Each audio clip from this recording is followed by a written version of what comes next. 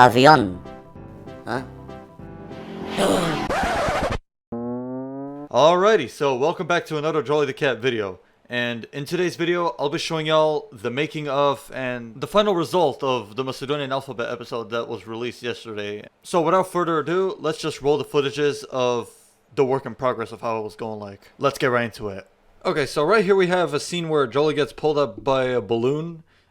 Basically what I'm doing here is I'm trying to animate both the body and the head movement during the levitation so that it feels natural when that's currently happening right now, as you can see. Then I'm doing some touch-ups to the head, or should I say polishing the head movement rather. But for some reason the head felt way too wobbly because there was too much movement going on with the head, so I had to reduce it a little bit so that it feels a little more visually appealing, I should say, for this case. Then I replay it a few times to see if I nailed it the first try or have to tweak it a little more. But next thing you know, now comes the additional details, that being the finger movements, because that also has to go along with the entire movement in general. So yeah, then originally I was thinking of the fingers being like little fists, but then I realized it felt kind of wrong, so I just decided to leave the hands as they are, just hanging in the air, like how it'll be seen in the final result. And I also had another plan of making him moving his arms around to kind of make him look like he's fighting with the air or something like that. But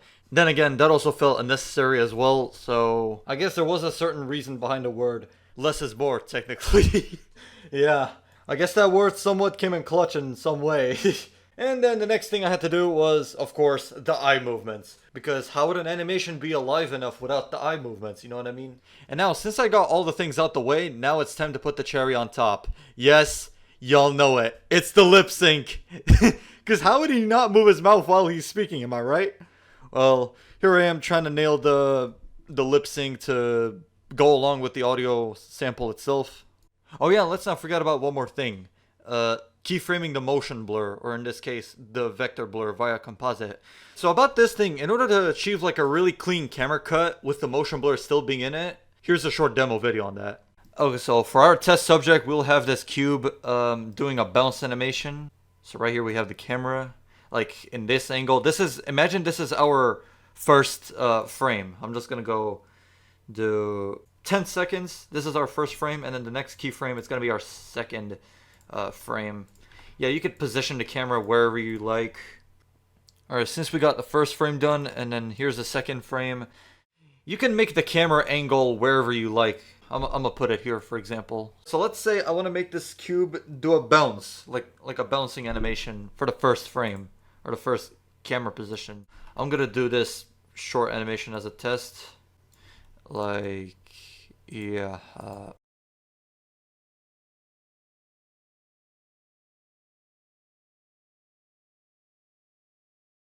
Alright, since we got the animation out the way, now we gotta put vector blur 0.5 and where was that? Okay, so you go here, vector, and then you just drag that there, drag this there. In order to keyframe it, there's like a pretty specific way on how to do it. Like if you're already on lock rod scale, or should I say location rotation and scale, it's not gonna be inserted here, so you just gotta remove this, add keying set, and boom, you have that there. Now in order to keyframe it, you gotta have auto keyframe on, of course. You press either I or insert keyframe, and then you have it here. So the blur, this is how you do the blur thing. Insert a keyframe here, 0.5. Oh no, wait. Keyframe there, although it's not going to be shown here for some reason, but you go to the next frame here, you reduce it to 0. You see, there's the number. I'm dragging this thing here, and the number does switch. And once the cut happens, you add the 0 keyframe here, and then drag it up to 0.5, and you do that for the rest of it. If there will be more camera angles, you get the point. So I rendered out 2 different variations of the same exact animation. One with the keyframe blur, one without it, so you can guys see a difference with it. Did you catch the difference in the one without the keyframes? Well, I'm gonna replay it in slow motion. You see how there's like a weird blurry twitch effect when the camera cut happens? Well, that's pretty much the reason why we need to keyframe the blur, so that this doesn't happen to our animation. Since now we know how to get the motion blur thing taken care of, we can go back into the making of scenario. So next up we got the scene where Jolly the cat plays the guitar. Right here I'm trying to make the head movement to see if I can nail it perfectly the first try, but then I just decided to polish it a little bit to see if I have to make the head movement a little more or less. I just had to play around with the animation a bit till I get the result as desired, pretty much. Right here I'm replaying the thing back and forth to see if I did the thing right. And then I just pull up Audacity to record the line where he says guitarra before he plays a little chord. So I can do the lip sync animation once I put the audio inside Blender, and then that's where the lip syncing process starts there, trying to nail the mouth movements for, you know, how the word is. And right then and there, I just replay the audio back and forth to see if I nailed the mouth shape correctly with the sound of the word itself, pretty much. You get the point. It's like the other scene, but only that you just gotta use certain mouth shapes to get the thing correctly. Oh, and let's not forget about the tongue as well, because that's also a part of the mouth movement too. Of course, that's when eye for detail comes into play, you know?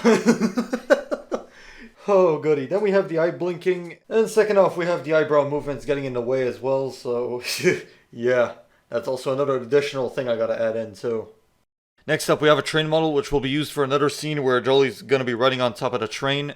So, over here, I was just trying to position the legs to make him sit on top of the little roof part of the train. And later on, I was messing around with the body to see if I could make him hold the little smokestack thing at the front. But then I realized his arms looked way too stretched out, so I just decided to keep the hands resting on top of the little roof thing and basically making him sit more naturally rather than the original plan I had for it. And I was playing around with the scale of the train model to see if I have to make it slightly smaller or bigger, trying to achieve that natural look of Jolie sitting on top of a toy train, obviously. And over here I'm modeling the coupler, or the coupling, however you call it. You know, the thing where you attach the wagon right behind the train. Since that part's done, now I just have to reuse the orange rectangular part that I used for the train to make the wagon. And same deal goes with the wheels. Then I was messing around with the scaling thing a bit, and here I am selecting the top bit of the wagon, and I just extrude it downwards later on, and there we go. We have a wagon model. And then I put on a color. I was originally thinking blue, then I just decided to make it a little different. Just a red wagon for the sake of it not being the same color slapped onto it a few times. So yeah, of course there's going to be one wagon with one color and the train itself being with another color. So at least I got that out of the way. Once I had the rotation thingamajiggy applied on, now it's time to fix the bone symmetrization problem I had there a second ago. Oh, and there was also another bug going on with the wagon model when I tried putting it onto the wagon rig.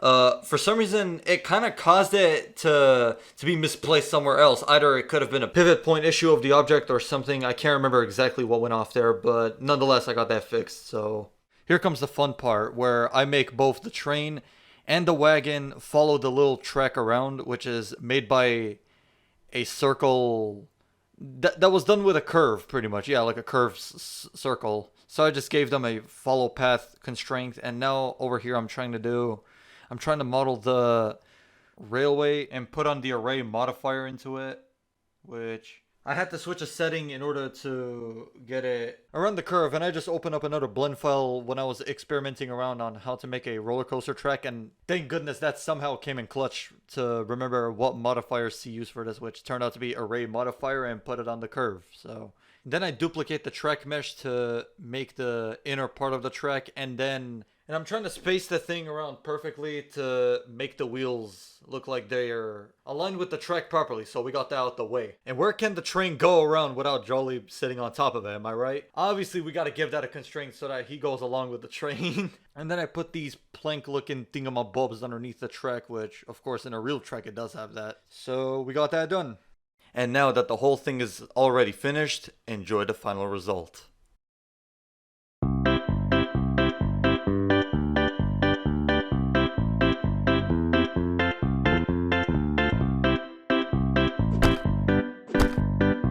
Ajde, dečki, zajedno da učimo azbukata.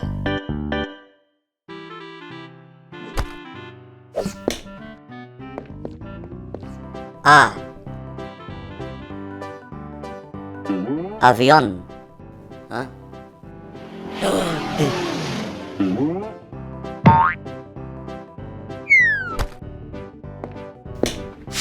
B. Balon. Oj!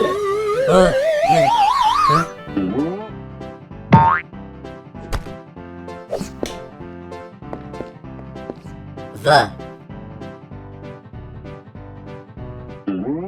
Włos.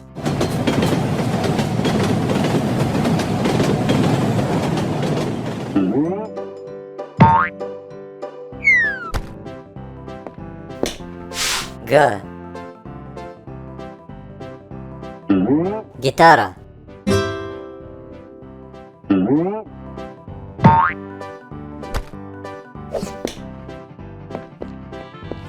D. Дождь.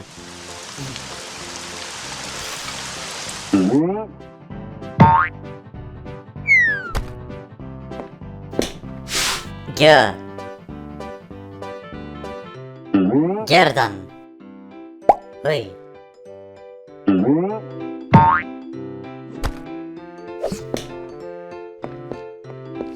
Э. Элка. Ой.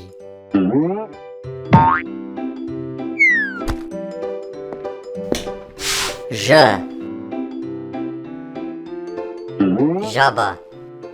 Ой.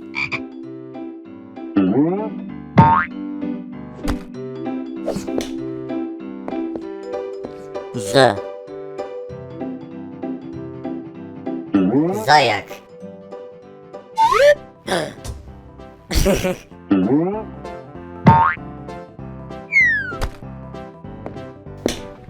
Дз. Dzwoncze.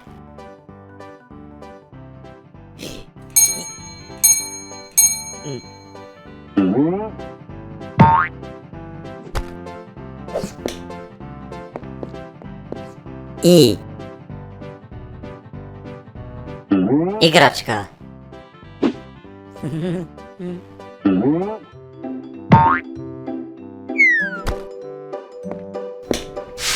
J. Jabłko.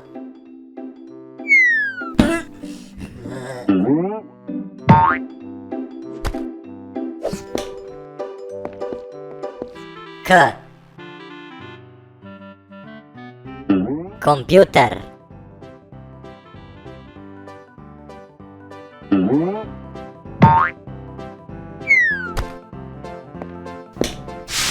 L.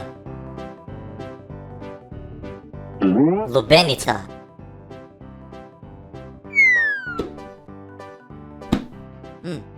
Zrela.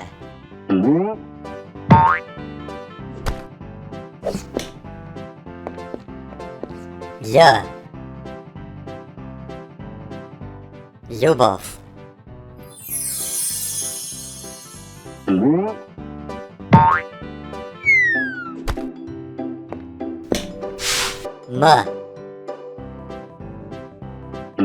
Мачка. Како мене. Н.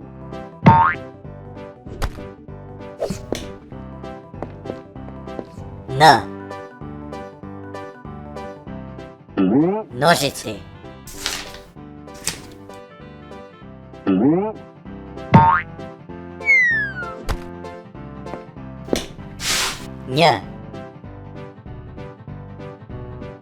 Нью-Йорк.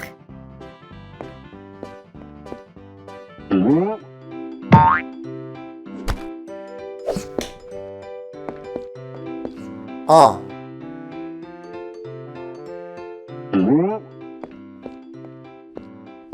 О.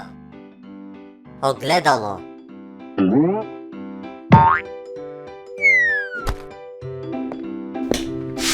P. Poštar.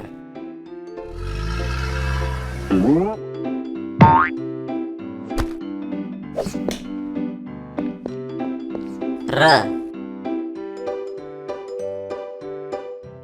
Raketa.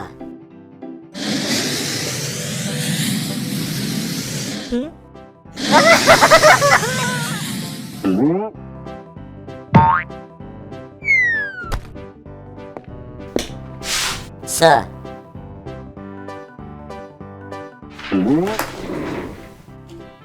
Stol.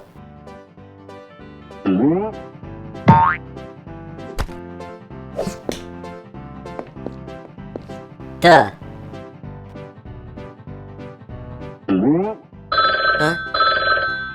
Telefon.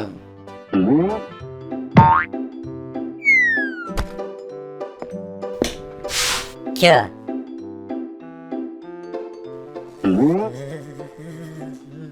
Kebe.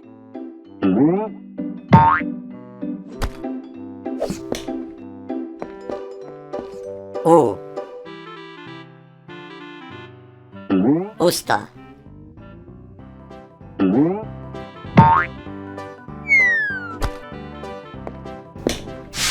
F.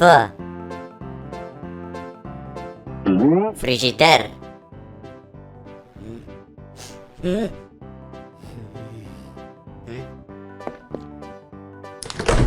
Huh?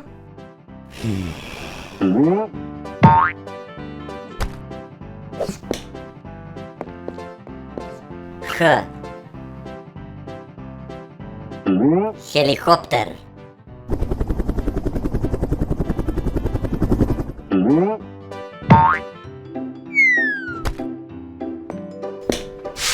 C. Cvet.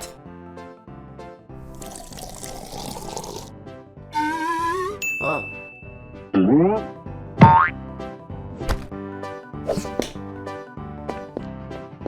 Č. Čajnik.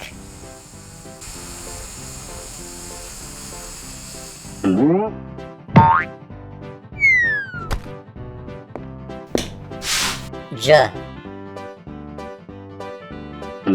Džeb.